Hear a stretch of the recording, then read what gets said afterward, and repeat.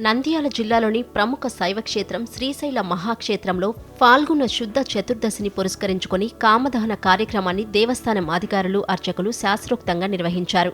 లోక కళ్యాణం కోసం భక్తులపై శివకటాక్షం కలగాలని కోరుతూ ఈ విశేష పూజలు నిర్వహించారు. మల్లికార్జున స్వామి అమ్మవార్ల సమక్షంలో జరిగిన ఈ విశేష క్రతువును వీక్షించేందుకు తెలుగు రాష్ట్రాల నుంచి భక్తులు భారీగా తరలిరావడంతో శ్రీశైల క్షేత్రం శివనామస్మరణతో మారుమోగింది. ముందుగా ఆలయంలో శ్రీ భ్రమరాంబ సమేత మల్లికార్జున స్వామి వార్లకు ప్రత్యేక పూజలు నిర్వహించారు. అనంతరం స్వామి అమ్మవార్ల ఉత్సవమూర్తులను మనోహర గుండం ఎదురుగా వేదికపై ఆసీనులను చేసి విశేష హారతులు సమర్పించారు. అక్కడి నుండి ఉత్సవమూర్తులకు కన్నుల పండుగగా పల్లకీ సేవ నిర్వహించి ఆలయం ఎదురుగా ఉన్న గంగాధర మండపం వద్దకు తీసుకొచ్చి శాస్త్రోక్తంగా మన్మథ రూపాన్ని దహనం చేశారు. పరమేశ్వరుడి తపస్సును భంగం చేసేందుకు ప్రయత్నించిన మన్మథుడిని ఈ ఫాల్గుణ శుద్ధ చతుర్దశి రోజే శివుడు తన మూడో కన్ను తెరిచి భస్మం చేశాడని పురాణాలు చెబుతున్నాయి.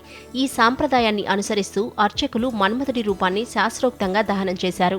కామదహన కార్యక్రమాన్ని వీక్షించడం వల్ల మనసులోని కోరికలు నశించి శంకరుడి అనుగ్రహం లభిస్తుందని భక్తుల నమ్మకం. ఈ కార్యక్రమంలో దేవస్థానం ఈవో శ్రీనివాసరావు దంపతులు, ఆలయ అర్చకులు, ఉన్నతాధికారులు మరియు పెద్ద ఎత్తున భక్తులు పాల్గొన్నారు. కార్యక్రమం ముగిసిన అనంతరం భక్తులకు తీర్థప్రసాదాలు పంపిణీ చేశారు.